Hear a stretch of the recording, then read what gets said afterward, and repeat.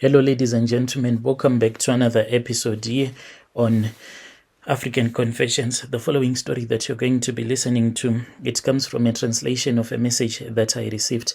It was sent to me by one of our dear sister, our admin. The message that she sent to me reads like this.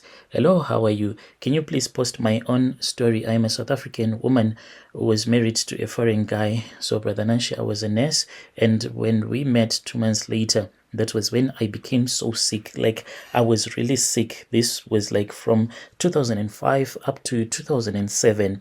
And I was then prayed for by another pastor. And all those years, that was when I was told that I was being used for rituals, money making rituals by my husband, Brother Nashi. It hurts me a lot because this man, I had given him everything. I had given up even the love that I was being given by my family because they were against this relationship, because I did not even know his source of income, where he was getting his money from. My name is Tandeka, not his real name, not a real name, and for years I have been suffering, thinking and telling myself that maybe I deserved what I had to go through, because I fell in love with him partly because I was in desperate need of money. I had just broken up with my baby daddy, and he had said that he was not going to offer me any support at all, because what he used to do is that before he would give me money to take care of his kids during month end, he would say, I am going to come to your place so that I can sleep with you first. So he was treating me as if I was a prostitute. That was when I met this foreign guy who promised me everything. And I want to confess to you what happened to me, not to free myself from the past, but to give other ladies out there a warning, some who might find themselves in the same situation. It was in 2005. I was working as a nurse at a local hospital here in our country, South Africa. My life was not going well, and I had everything that I thought I needed. Then one day, I met a man from a foreign country. He was charming, smooth talking, and he swept me off my feet. Within 2 months, we were married. Everything seemed perfect, but I had no idea that this marriage would be the beginning of the darkest chapter of my entire life. He was spoiling me, taking me out on dates, even promising that he was going to buy a car for me. It did not take long after our wedding for things to change. Suddenly, I started experiencing strange mental episodes. At first, it was little things, confusion, feeling disorientated, like my mind was slipping further and further away. So I chalked it up to stress, but it only got worse. Within weeks, I lost control of my thoughts and I lost control of my emotions. I could not recognize myself anymore. I went from being a confident professional nurse to a woman who could not string together even a simple sentence. I could not even do that. I was losing my mind. I tried for a very long time to hide the fact that I was struggling, and I could not understand why.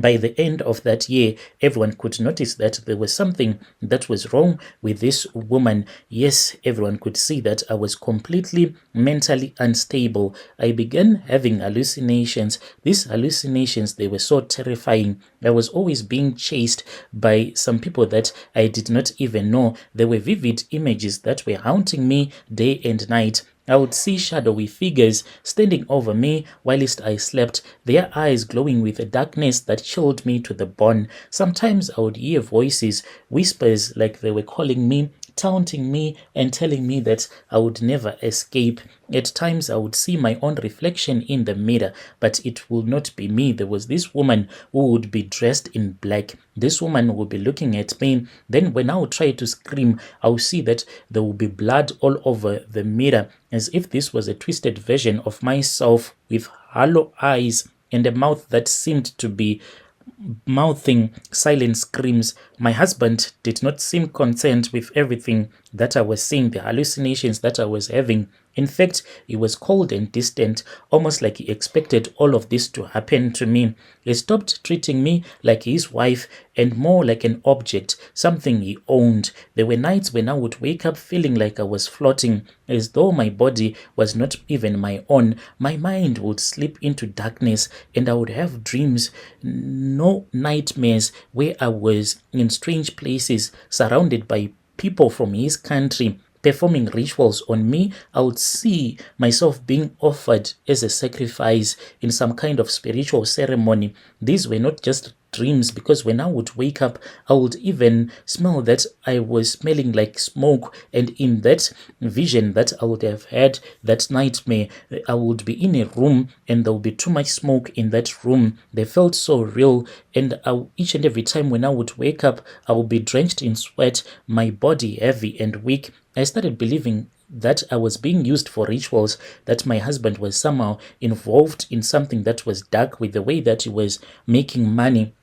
By the year 2006, I was completely consumed by my madness. And what terrifies me up to this day is that I still remember when I was running mad. I remember everything that used to happen. I was unable to work, and my family did not know what to do with me. They tried to sangomas and everything. I would scream for hours, talking about the shadows, the demons that I would see around me. I could feel them closing in like they were feeding off my soul. I even saw snakes sometimes in my bed. Sometimes these snakes, they will be wrapping around my body as I'll be having those hallucinations. Please pray for those that have hallucinations, because you do not know what they go through. And these snakes, they will be using in my ears, trying to suffocate me. It felt as though I was being drawn deeper into a spiritual realm that I could not even escape from. No matter how hard I would try, I became convinced that my husband had bewitched me, that he was using me in his rituals to gain power or wealth. The worst part was the isolation. I was trapped in my own mind, unable to communicate what I was going through to anyone. Even when I tried to tell my family, they did not understand. They thought that I had lost my mind for good. I stayed like this for 2 years, 2 long agonizing years of mental torture. The hallucinations, the voices, the shadows never left me. I felt like I was in prison that I could not escape from. My body belonged to me, but my soul felt like it was being controlled by something that was much more darker. I thought that I would never find peace again, but God had other plans. It was in the year 2007, after years of suffering, my family took me to a church where there was this pastor who was preaching. They had heard about him from a friend, and out of desperation, they brought me to that pastor who was in our country. At that point, I had lost all hope.